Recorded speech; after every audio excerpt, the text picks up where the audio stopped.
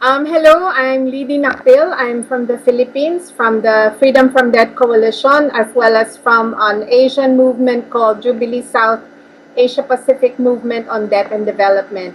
I was very happy to have been invited to join you, but unfortunately, and I'm very sorry for this, I am not able to be there with you. And so I'm happy to share our messages and our ideas, our perspectives through this short video.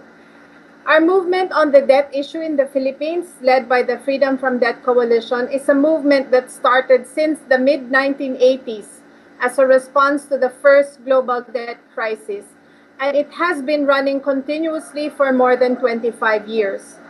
Throughout this time, there has been various efforts and campaigns that aim to do the following. First, to compel the Philippine government to repudiate the debt, most of which are illegitimate debts, and to compel lenders to cancel the debts that they are claiming from the Philippines.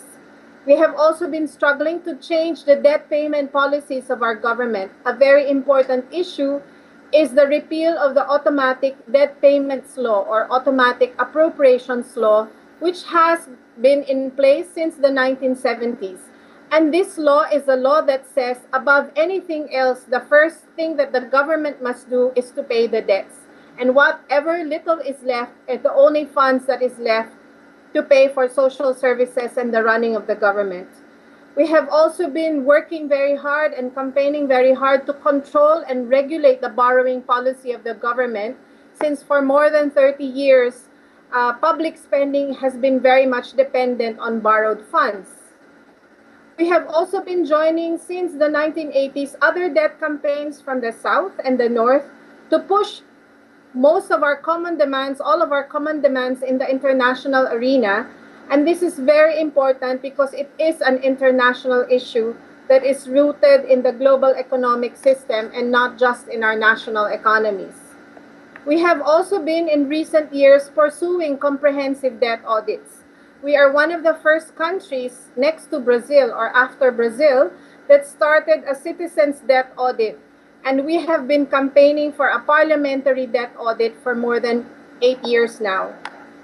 All this time, our movement against the debt has been a grassroots-based movement. It has included organizations among workers, farmers, students, women's movements, and other marginalized sectors, but also includes professionals, members of the academic community, progressive economists, and some allies inside the government. Many of us share a common history of being involved in the struggle against the dictatorship in the 1980s, and thus has been struggling on this issue together since the time of the dictatorship.